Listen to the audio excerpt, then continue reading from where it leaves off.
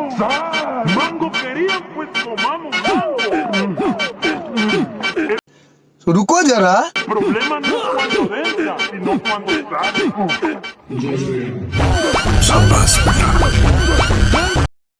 तो बोलो सियावर रामचंद्र की जय।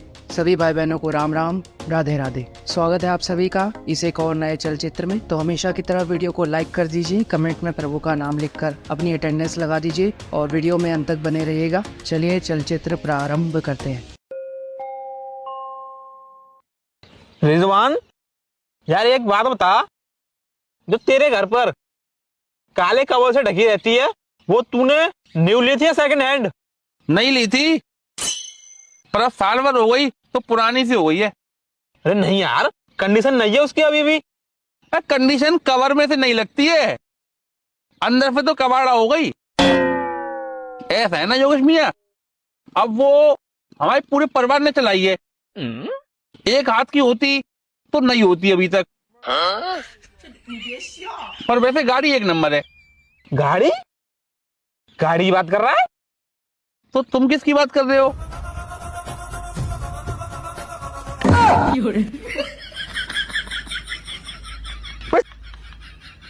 हम तुम्हारे जोड़े नहीं बैठेंगे।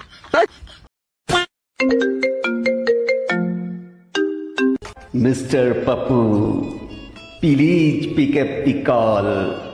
पप्पू जी आप कहां पर हैं? आपसे जॉर्ज सोरोस बात करना चाहता है। प्लीज फोन उठा लीजिए, बात तो समझिए। जॉर्ज सोरोस आपसे बहुत जरूरी बात करना चाहता है। फोन कट जाएगा, प्लीज पिकअप द कॉल। देश के इतिहास में पहला ऐसा नेता जिसने एक महिला के दर्द को समझा, पहला ऐसा नेता जिसने महिलाओं की हर परेशानी, अगर इस देश के इतिहास में एक ऐसा नेता रहा है जिसने महिलाओं के हर दर्द को समझा है और हमारी हर समस्या का समाधान किया है, तो वो नेता अरविंद केजरीवाल है। अरविंद केजरीवाल जी के लिए जोरदार तालियां। ये है चुनावी जिंदगी।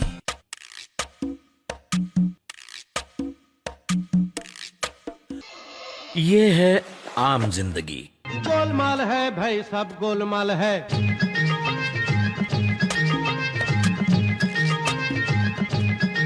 गोलमाल है भाई, सब गोलमाल है।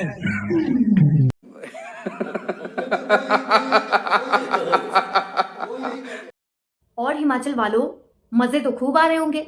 मतलब गुस्सा कि क्या सोचा था, क्या हो गया। पहले टट्टी की सीट पर टैक्स और अब बस में ले जाए जा रहे छोटे मोटे सामानों पर भी टिकट।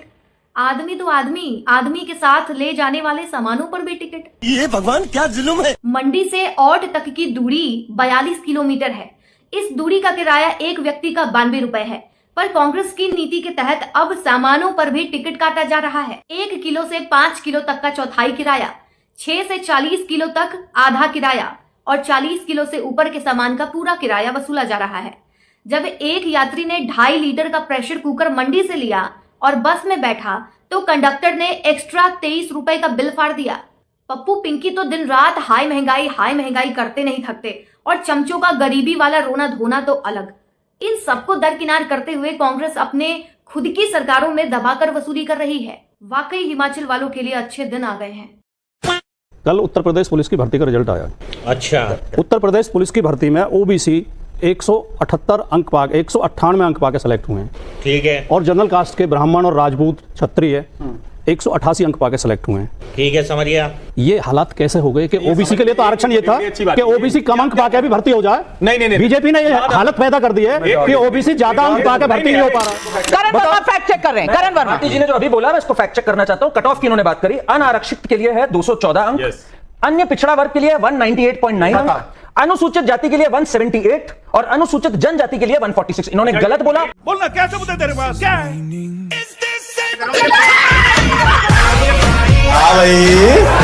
बंद करो। कैसी लगी? और ये वो पार्टी, एक सेकंड, एक लाइन, और ये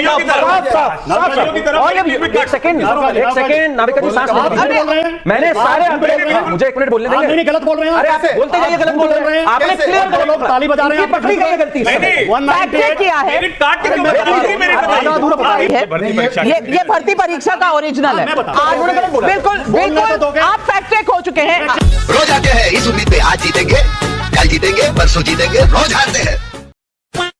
34 साल के पढ़े लिखे एआई इंजीनियर अतुल सुभाष ने अपने 23 पेज के सुसाइड नोट में बताया कि उसकी लालची पत्नी और ससुराल वालों ने अतुल को लूटने के लिए इस देश के लचर कानून का फायदा उठाकर उस पर और उसके परिवार पर 9 झूठे मुकदमे लगाकर उन्हें परेशान कर दिया था। जिस न्याय तंत्र से लोगों को न्याय की उम्मीद रहती है, उस न्याय तंत्र ने भी अतुल सुभाष का शोषण करते हुए 2 साल में 120 तारीख लगाकर उसको और उसके परिवार को कोर्ट कचहरियों के चक्कर काटने पर मजबूर कर दिया। फैमिली कोर्ट की जज ने केस सेटल करने के नाम पर 5 लाख रुपए की रिश्वत मांगी। जब अतुल ने वो पैसे नहीं दिए तो उस पर 3 करोड़ रुपए की एलुमिनी और 80,000 रुपए महीने के मेंटेनेंस का जुर्माना लगा दिया, जो कि अतुल सुभाष की हैसियत या किसी भी आम आदमी की हैसियत से कहीं ज्यादा था। इसके अलावा उसकी पत्नी ने जज साहिबा के सामने उसे आत्महत्या करने के लिए उकसाया, चिढ़ाया और ये सब देखकर जज साहिबा हंसती रही। इन सब बातों से परेशान होकर न्याय की उम्मीद खो चुके अतुल सुभाष ने ये सोचकर आत्महत्या कर ली कि उसके मरने के बाद शायद उसे न्याय मिल जाएगा। क्या आपको लगता है कि अतुल सुभाष को न्याय मिलेगा? शायद नहीं, क्योंकि सबूतों के अभाव में उसकी पत्नी और ससुराल वालों पर कोई मुकदमा नहीं चलेगा और अगर उसके डाइंग डिक्लेरेशन को सबूत माना गया तो जज पर भी उसकी आंच आएगी और इस देश का लचर न्याय तंत्र अपनी जज को बचाने के लिए अतुल सुभाष के डाइंग डिक्लेरेशन को ठोस सबूत मानने से मना भी कर सकता है। क्या आप जानते हैं इस देश में अतुल सुभाष जैसे लगभग 70,000 पुरुष हर साल झूठे मुकदमों के कारण आत्महत्या कर रहे हैं, लेकिन क्या आत्महत्या करने से इस समस्या का समाधान हो रहा है? शायद नहीं।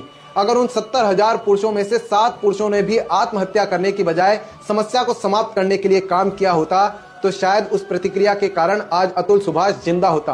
और अगर अतुल सुभाष ने भी समस्या को समाप्त करने के लिए काम किया होता तो फिर कोई अतुल सुभाष नहीं बन पाता। याद रखिए, आत्महत्या करने से किसी समस्या का समाधान नहीं होता। समस्या का समाधान समस्या को समाप्त करने से होता है। जय जय श्री राम। आप ये सवाल पूछना चाहिए देश के प्रधानमंत्री, क्या ये देश में ये सब कुछ चलेगा लोकतंत्र के नाम पर? और जनता कितने दिन तक चलाएगी? कभी ना कभी उनकी सहनशीलता का अंत हो जाएगा। और जिस तरह से कल सीरिया से वहाँ के प्रेसिडेंट, क्या उनका नाम, बदर, देश छोड़ के भाग गया ना, भगाया लोगों ने, छोड़ के चल। कभी ना कभी इस देश में भी एक क्रांति हो सकती है।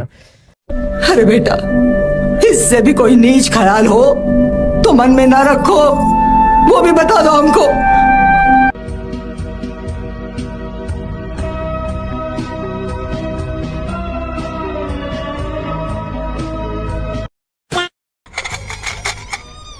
बेटा थोड़ी मदद कर दो, 2 दिन से बेटा कुछ खाया नहीं है।